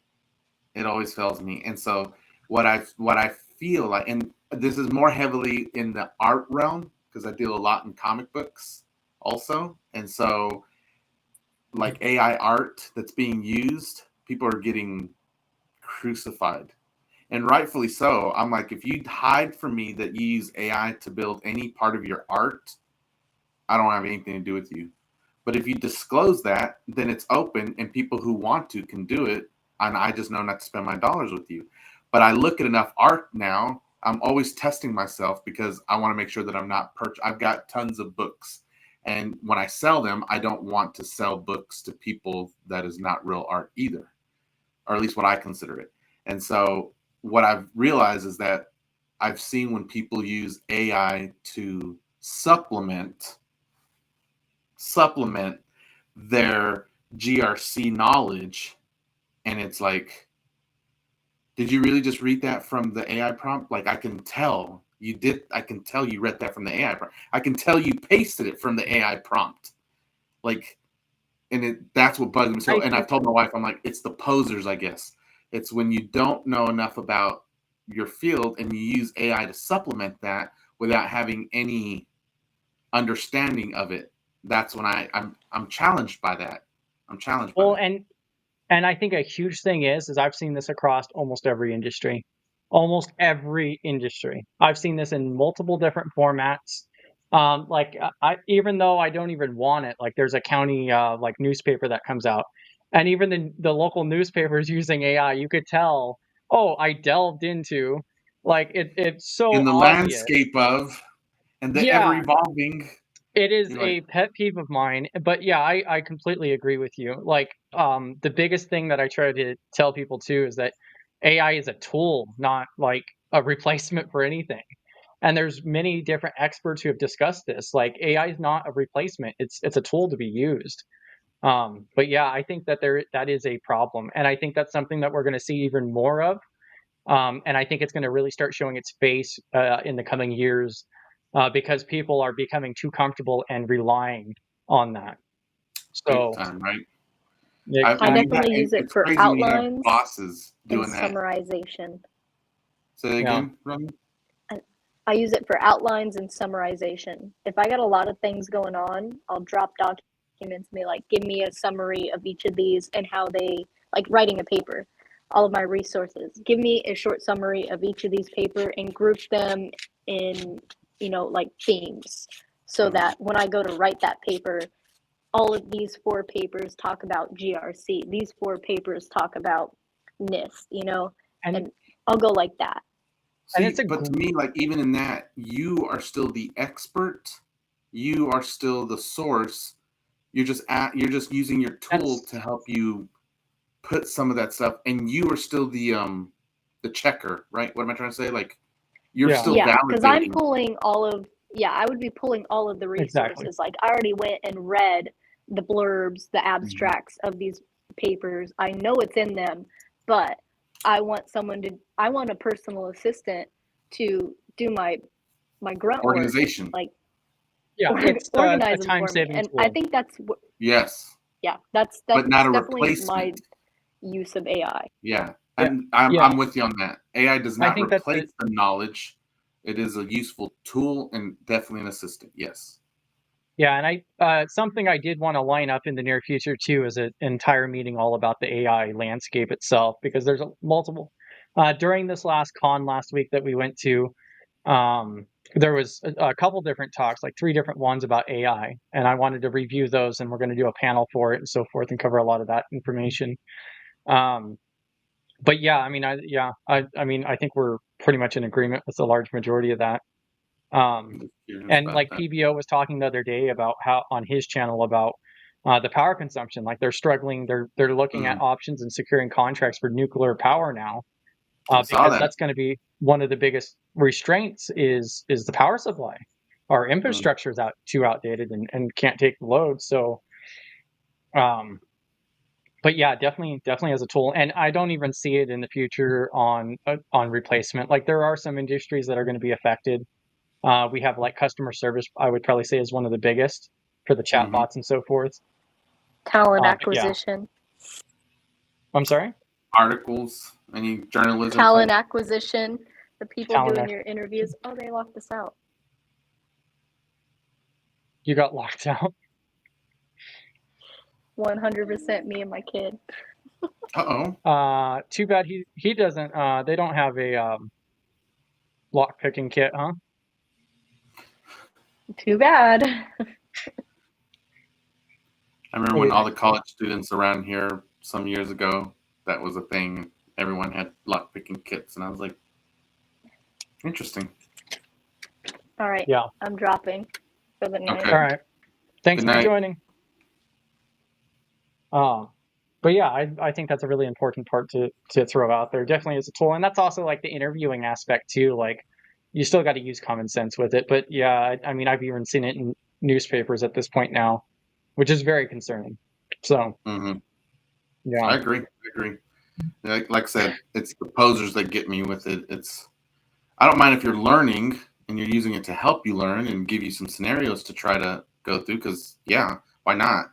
But it's when you're on the job and you're using it and I'm like, oh my gosh, so what are you doing? Why are you pulling GRC controls from an AI? I'm gonna almost positively misquote it, but one of the different talks at the conference I went to last week, it was about AI risk, and they had mentioned a number It was either 8% or 18%. It was below 20%, but it was either 8% or 18%. I'm pretty sure of C-suite who admitted to utilizing AI for business strategic decisions. Jeez. Yeah, it's still a low number, but that number has been increasing for several years. And But just imagine it's one of these giant corporations that owns like a large portion of the market share, and they're using that. They're involved in that 8% number, and then they have just foobarred something. Like whoever destroyed made a the decision to 7% get rid of all the market. HR people, and in 2 years when we got to go back to it, it's like you just left them all hanging, and now nobody's getting an HR. You've really screwed up the entire course of an industry. Oh yeah. Stupid. Yeah, and one of the things that were mentioned during that talk, the talks will be made public one day, but and like I said, in the near future, in the next couple months, we'll do a stream all about those. But they did also mention that if you have especially a C-suite who admits to utilizing AI for strategic decisions, that they should be fired on the spot. So yeah, it was a very, very good talk. That's one reason why I really want to focus on some of those. I'm praying for those things to get published, but they do have to go through them all. Misty Eyed asked, okay, so you guys will be on at 4 p.m. Pacific Standard Time on Thursdays now. So, yes, I believe Pacific Standard Time is 2 hours behind me. So I believe so. So it would be 6 p.m. Central and 7 p.m. Eastern. So it's 30 minutes earlier than our normal stream. I believe 6 p.m. Central would be 4 p.m. Pacific Standard Time because I think that's 2 hours behind. I would have to double check. I'm horrible with time zones. Okay, Dwight says we're a go. So you should be good with that. And I do have the video scheduled for tomorrow. I'll go ahead and drop the link for that. Just so that way you guys have it as well. That's the best way to keep track is I do schedule the streams ahead of time. So I'll drop this in chat. Okay, yeah, thank you, Chief. Which, by the way, Chief RG.2 is in chat there too. But yeah, watching the YouTube channel itself is really a great way to keep track of that. Cool. And then, so Dwight had also asked a question a while ago on. I had found it once again. Let's see. About the projects or what? About the compliance. So. Oh, the interview question. Yeah. So it was finding. You got it, or you want me to? You can go ahead and say it. It was a question about giving an example of how you contributed to. I got it. Achieving compliance or something along those lines. So give me an example of how you helped achieve compliance. So let's just say in this scenario, it's NIST CSF, or we could even use PCI since we have the expert here. So that was an actual interview question, right? That was a virtual interview question. Okay. Like for a bot or like video? It was a video, a pre-recorded video thing. Okay. I mean, I think that's a pretty good question, especially if you're going into compliance. So give me an example of how you helped achieve compliance. I mean, that could be pretty varied. I think one really good example would be training. Compliance could be considered security awareness training. So that would probably Man, be I wish I had thought of that because I love to talk about training. I felt stumped because in some of the earlier questioning, this is like the last question, I had talked so much about policies and procedures, and that's like a lot of what I've done. So when the question came, I just felt like you're policy and procedured out. Yeah. Look, I hear you on that. My thought is, but if that's your strength, stick with your strength too. Doesn't mean you don't know the other things, but if that's where your strength is, true, own it. Yeah, and I think that advice earlier too. Sorry, Chris, go ahead. Oh no, I'm sorry. that advice earlier? Just sometimes when you get asked a question and you want to answer what you wish they would have answered, what they asked, that can play, you know? I mean, honestly, if you need to learn, I mean, not learn it, but if you want to see how they do it, just turn on any of the political things and change your lens out with the one that's like how to answer questions like a politician.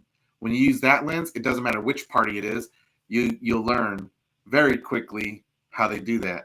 And I'm not picking on anyone, but I will say JD Vance, because he's in the news right now. The guy has been asked a ton of times about a certain question, and he keeps answering with something else. And they're like, so you won't admit to what this question is asking you? And he's like, why are we da-da-da? What about this and this and that? And it's like, so in this day and age right now, this year, I would say he is the master to learn from at this moment. So yes. And I know it feels weird. It sounds weird. It can really come across good though. I've had it lots more times where the interviewer was like, oh, no, that answer it that way instead. This is a much better answer. I wish I would have asked the question that you're answering now. So keep going. And it's like, okay. So yeah. I think I need to practice that. When you said it, I was like, that's a good idea. I need to practice it. I just, you just have to make sure you don't do that for every question. I thought if they throw like a stomper in there and you do that, but if you answer none of their questions, maybe so. I would go to say, I've even called it out. So like I've been at times like, you know what? So like for example, they might ask me, when was the last time fill in the blank, right? And I've gone to them like, look, I could really give you the last time for that.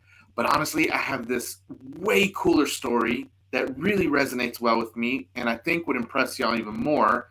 So I'm going to give you that. But no, I will give you the short answer on this one. Last month with coworker B, but we resolved it. Or, whatever the case is. But then I'll go to the other one and be like, look, so I spent 10 months working on this project, built it up, went and scoured all the different work groups, figured out when the time we were done, we had a 120% increase in productivity. We went from being 15% resolving the tickets that were coming in here to 85%. And instead of being the worst team in the entire organization, we got to be the best team. And people were asking me, how did I do this? How did I turn around my team after years of being at the bottom? And so they're like, yeah, that was a pretty dope answer, actually. So, yeah. And the part that I was going to include is like if you can apply it to the job description, then yeah. But just like he was saying a second ago, like, yeah, I think that's a great response there. Definitely go with your strengths. I mean, just because like what I've, my level of my experience and so forth, I would have immediately ran with training. So I would have tried to make that apply to the position itself, but that's something that I feel like, I could kind of sort of talk on, and I've assisted with training at previous positions. So, yeah. But yeah, definitely some good advice there, though. Did you guys want to do a couple more questions, or so we're at our 2-hour mark now? Oh man, it's cocktail hour now. I'm the guy that wants to mute everybody and the guy that wants to call time. Like, oh no, cut it off right here. This is it. You're supposed to be the timekeeper. Good job. So, right? Yeah, I think we could go ahead and start ending it here. We've had a pretty good stream, and now I got this a little bit more figured out now.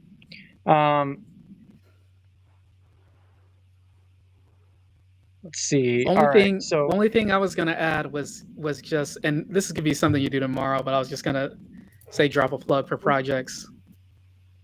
Yeah. I was gonna go ahead and do the exit here. So tomorrow we will have that additional stream because we are changing the time finally. I'll talk a lot more about that. So I'm supposed to meet with Min in between now and the stream tomorrow, and we'll have things a little bit more weeded out. But so we are going through with a pretty special project actually, where Min is largely assisting with this project, where you can get real world experience doing the assessment and audit and compliance aspect and policies and procedures with Study GRC. So we were fortunate enough to go through and get some software from CISO Assistant. With they were just being polite about it. It's not something I asked for or anything else. They didn't ask for any shout outs or anything. I'll talk more about that tomorrow. But if you do want to get on with doing policies or procedures or ISO or anything like that, definitely get into the Discord. Let us know. Reach out to Min and so forth, and we'll talk a little bit more about that tomorrow. That's going to get you actual hands-on experience within Study GRC, putting everything together from ground zero. And then also the stream change. Also on Tuesday nights, we're also meeting for privacy discussions. So at 6 p.m. Central, we're just meeting in the Discord for the next few weeks, just talking about policy, the privacy aspect, because Dwight here passed the CIPM for the privacy management. And congratulations. We're both working on the CIPP. So, and I hear that Dwight's got that scheduled now. So, got some fire going. Your boss. I will drop that link to Jamie's LinkedIn for you, misty-eyed. I'm sure he won't mind, right? No, of course. No, mind at all. Someone asked for it? I'm sorry? Someone asked for it? Yes. Yeah, somebody asked for it in the on YouTube. Oh, okay. But yeah, and so tomorrow I'll talk more about the project aspect. We're also meeting up on Tuesdays and so forth, and tomorrow we'll discuss more on it as well. Let me go ahead and drop that link for you real quick.